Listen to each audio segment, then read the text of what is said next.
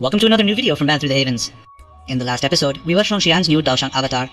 Enraged by Xian's new power, Guju attacks him. Together, Guju and Third Tianjun perform a merger attack while Tianwing summons his little demons. However, we witness the power of the dashing abilities. While Xian easily handles both attacks, old demon Tianwing is injured by Xian's new attack, losing both his arms and legs of Toshai.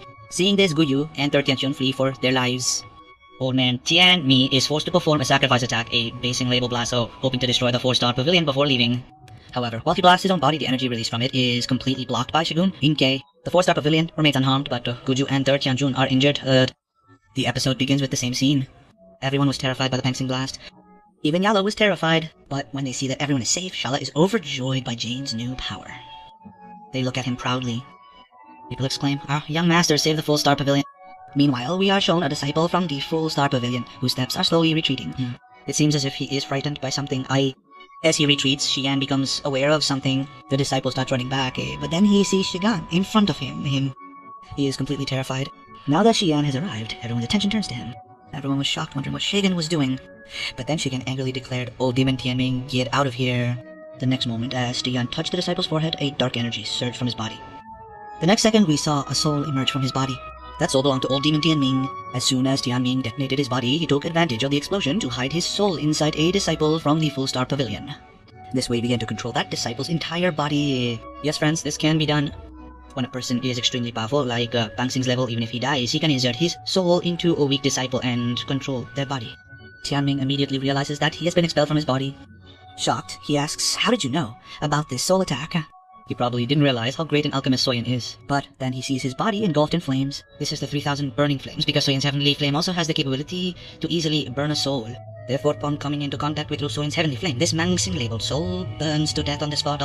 Thus, the story of old Mangsing Ming comes to a complete end, and the people are shocked to see this scene, as a truly powerful existence has just died before their eyes. Shocked, Tadano-san says this disciple was in the position of a soul. After a moment, when the disciple realizes, he thanked a completely happy Joyan. "Thank you so much, young master. You saved my life because this disciple's soul was possessed.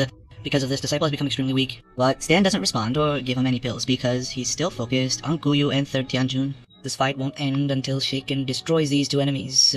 But what Guyu and Third Tianjun have just witnessed here has shaken their souls.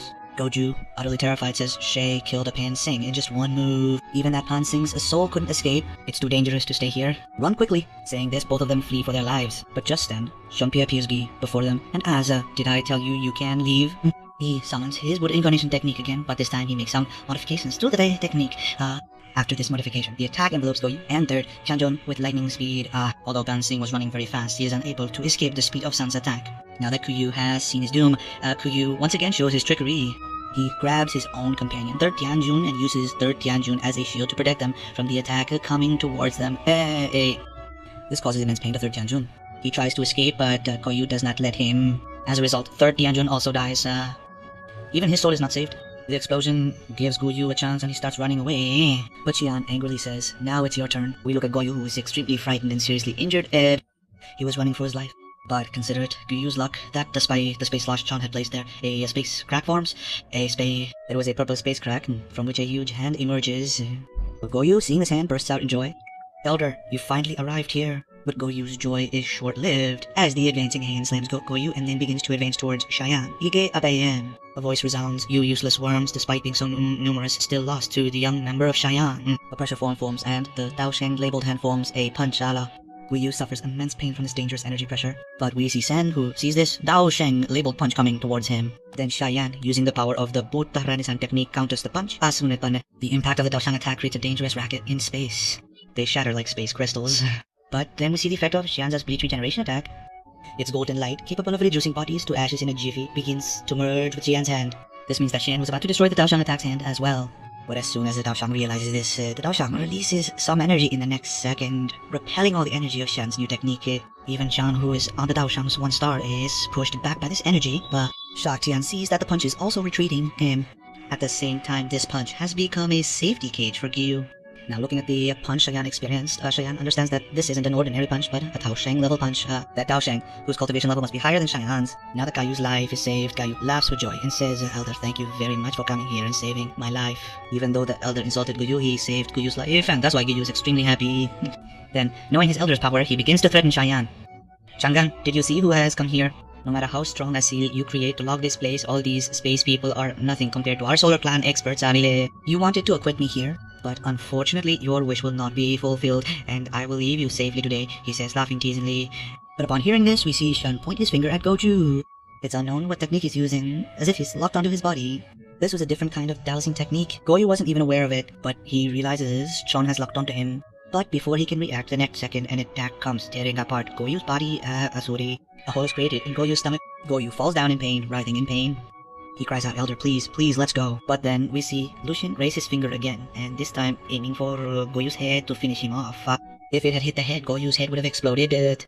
But as he launches the attack, a voice echoes. "Members of Shun, don't show so much aggression." A finger appears. Xian's attack and his finger collide. Xian's finger blocks Xian's attack. Then Xian says again, "Lord, if you've reached Dao Sheng's 1-star level, you're ultimately destined to become a prisoner in my Hall of Souls. If you don't remember, let me remind you, your father is still in our hands. So when will you have the courage to come and save your father, Nasuragar?" Both attacks collide and explode. Xian shouts, "Come forward if you have the courage."